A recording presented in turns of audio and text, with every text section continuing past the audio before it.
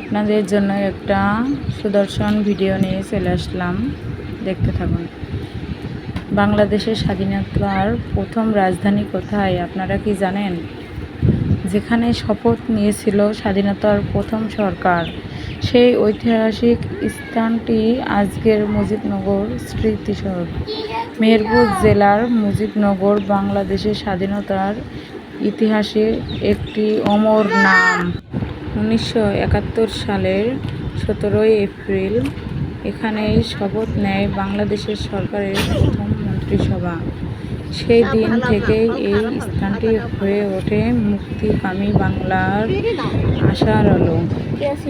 আজ সেই ঐতিহাসিক ঘটনাটি স্মরণ করে নির্মিত হয়েছে আর শহীদের প্রতি ভালোবাসা সবকিছুর মিলনস্থল এই স্মৃতিসৌধ। এখানে আসলে আপনি দেখতে পাবেন মুক্তিযোদ্ধার ইতিহাস। চলুন এবার দেখে আসি কি কি আছে আপনাদের জন্য।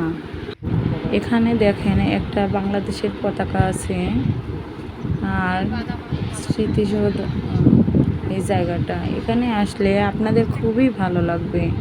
দেখেন অনেক শহীদি মানুষের মূর্তিগুলো এখানে আছে। এখানে যদি যান আপনাদের খুবই ভালো লাগবে দেখলে।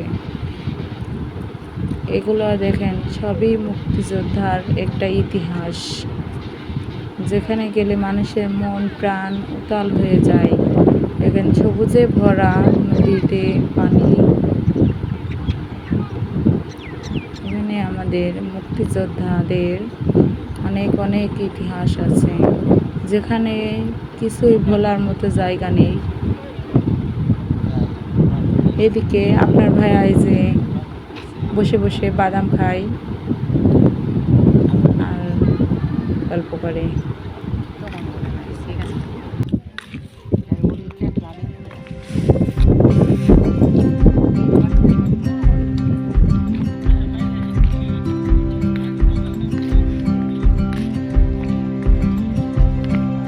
কি করো? হ্যাঁ, আঙ্কেলের কাছে? কই আঙ্কেল?